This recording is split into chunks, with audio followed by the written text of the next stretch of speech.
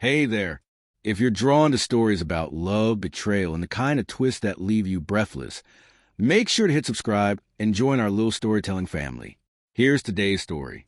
I never thought I'd be the kind of person who cheats. I always believed I was above that. But when someone you love shatters your trust, when they rip your heart apart and still act like you're the problem, something inside you shifts. I didn't plan what happened. I didn't even want it. But I did it. And now, every single day, I carry the weight of that choice. It all began with Jacob. We had been together for 6 years. We met in college, moved in together after graduating, and built what looked, at least on the outside, like the perfect life. Matching coffee mugs, lazy weekend rituals, a dog named Miso. We were the kind of couple people envied online. Posting photos captured my forever. And I believed it. But about a year before everything collapsed, forever started to feel fragile. Jacob landed a new job in marketing. It came with long hours, endless meetings, and a sudden obsession with his looks. At first, I was proud. I thought he was finally growing into his career. But late nights turned into overnight trips. His workouts became untouchable priorities. And his phone? Always locked, always face down, notifications silenced. You know that gnawing feeling when you're sure something's wrong, but can't prove it? That feeling haunted me constantly. I confronted him more than once, asking if he was seeing someone else, if he was unhappy, if I had done something wrong. His answers were always the same. You're paranoid. You need to trust me. You're imagining things. And I believed him, at least I tried to. I gaslit myself into silence. I told myself it was stress, or routine, or maybe even my fault, until I found the earring. It was lying on the passenger seat of his car. A tiny silver hoop. Not mine. I don't even wear earrings like that. I froze, staring at it, half hoping it would vanish if I blinked enough times. But it didn't. I slipped it into my pocket and said nothing. That night, I lay in bed watching him sleep like he had no secrets in the world. And something in me broke. I want to confront him. God, I wanted to scream, to throw the earring in his face, but instead, I did something worse. His betrayal, real or imagined, planted a dark seed in me. And when Noah showed up, I let it grow. Noah worked in the same building, just a few doors down. He was a graphic designer. I'd only talked to in passing. Coffee machine chatter, elevator jokes, little complaints about management. He was warm, funny, and it was obvious he liked me. I'd always kept my distance. But after the earring, distance was the last thing I wanted.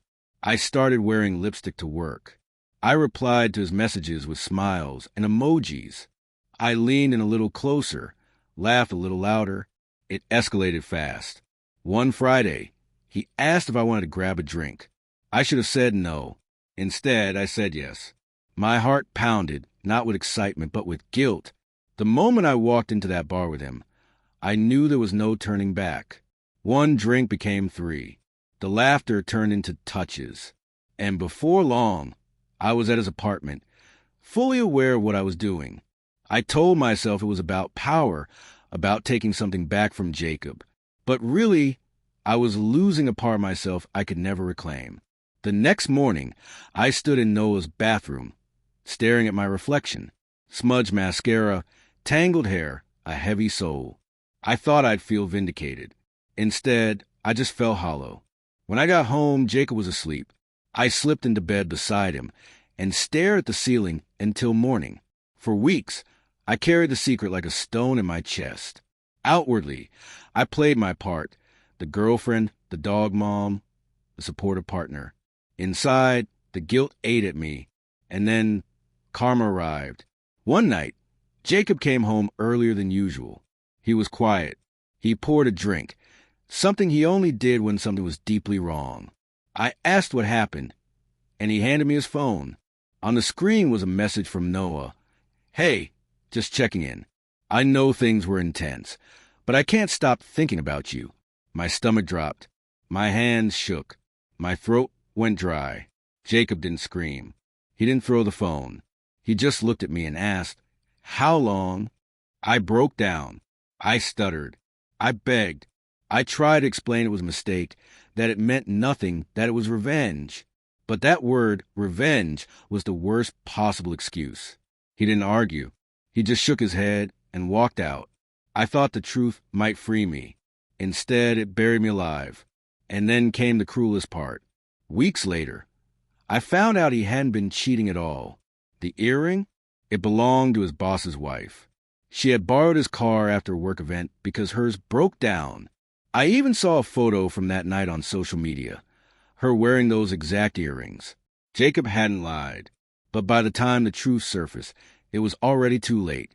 I had destroyed everything, tried to punish him for something he hadn't even done. I set fire to our relationship over a shadow in the window. It's been nearly a year. We haven't spoken since. He moved out, took miso, changed his number. I don't blame him. Noah still reaches out sometimes. I never answer. People say revenge feels good, that it's empowering. But the truth? It's empty. I traded love for a fleeting illusion of control, and in doing so, I lost everything that mattered. And now I live with that mistake every single day.